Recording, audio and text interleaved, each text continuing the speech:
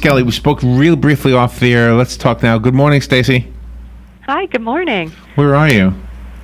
Washington, D.C. I think the first step in being a good mom is have that sweet voice. That's a mom voice. You got a sweet voice, right? Well, thank you very much. I do. I have 2 adorable little boys at home. How old are they? They are 5 and 2, so it's quite the handful. Oh, I bet. Let me hear you say, do you want some breakfast? Do you want some cereal?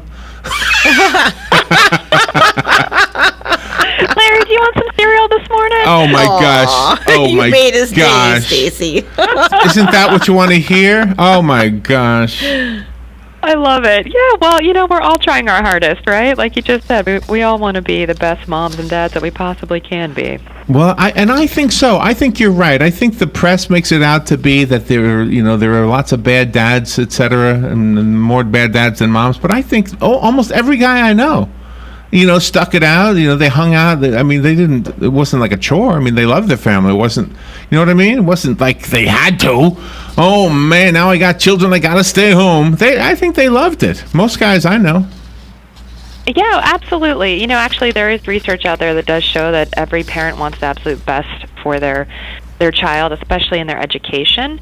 They're always fighting for what's best for them, even if sometimes those that aren't particularly well-versed in it, they may not know what to do, which is part of the reason we've got parenttoolkit.com.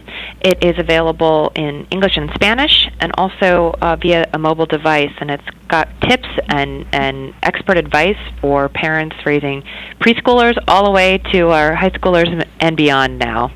See, now that's the part I'm interested in, because a lot of us think of parenting as, 3rd grade, 3 years old. There's always a 3 in there somewhere. Mm-hmm. High school maybe. But after high school, it's almost like, okay, you're on your own, but you're not. You're still part of their lives. Absolutely, and more and more they're relying on us parents to give them advice and support. But I have this great quote that's come my way, and I like to share it, that says, "Our job as parents is actually to put ourselves out of a job." And so we're focused on giving them all the things they need to be great adults, and hopefully we can all do that. We had this discussion one morning. What have you learned from your children? And see, now maybe your children are too young for this to come back at you, but QR codes, I learned it from my son. I had no idea what that thing was. A QR code. What the heck is that thing? But now I know. One of the things that you strongly advocate for is that when your children are growing up, from the time they're born till the time that they embark on their own careers after high school, is that while your children are growing up, you need to let them become their own person and not a clone of you, but you still need to be in their life to offer guidance. Yes, absolutely. It's about finding that right balance and giving them the tools and supports that they need. So there's no right choice out there for many of our kids as they make their decisions about, especially life after high school.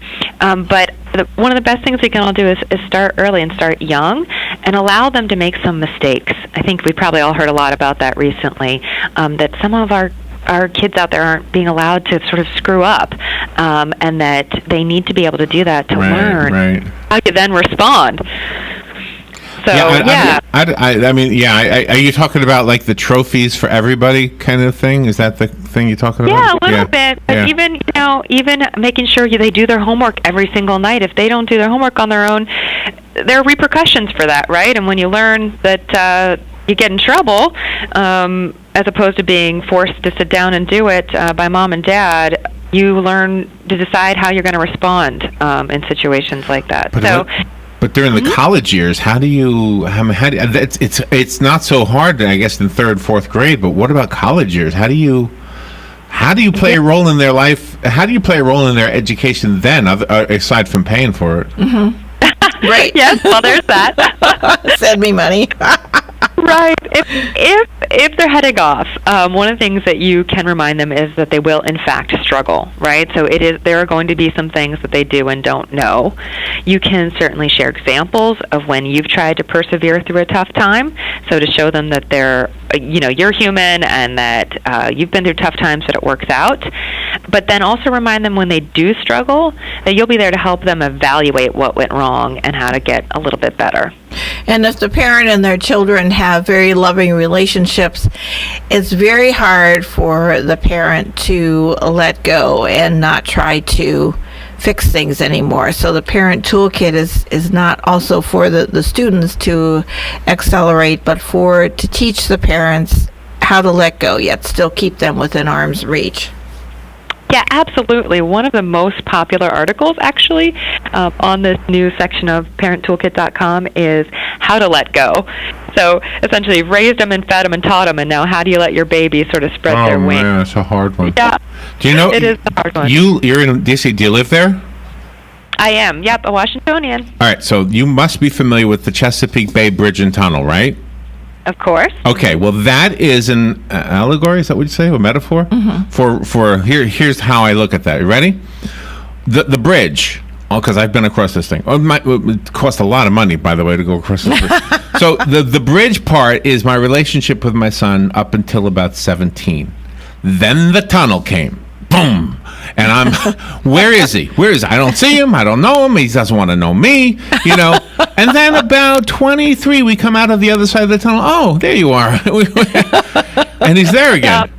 I don't know about you guys, but that's the way my relationship with my mom went, too. So it seems it's a natural sort of inclination. I know. So the Chesapeake Bay Bridge and Tunnel is what's the word? Allegory? I don't know. Except I don't want it to go down again. I don't want when he turns 40 to say, okay, Dad, I'm going under ground again. Yeah, right. I don't want to ever let go. Do you know I didn't tell my father the 3 words I love you until he was on his deathbed? Isn't that terrible? Oh, my. Isn't that sad? I loved my dad, but the 3 words were so hard to say.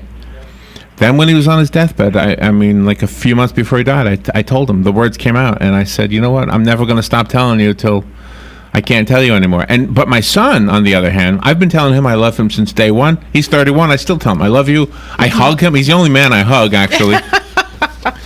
But it's just, I don't know. I think it's important what you're telling us, Stacy. I hope people are hearing what you're saying.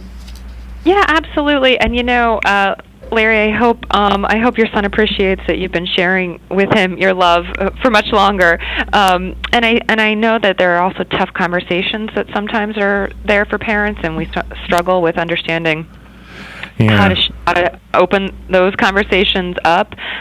So if there's parents out there that are looking for advice about, quote unquote, those difficult conversations, perhaps underage drinking, those are also available on the Parent Toolkit. There's some conversation starters there the parents can go to. That's really good information, and I apologize I went over.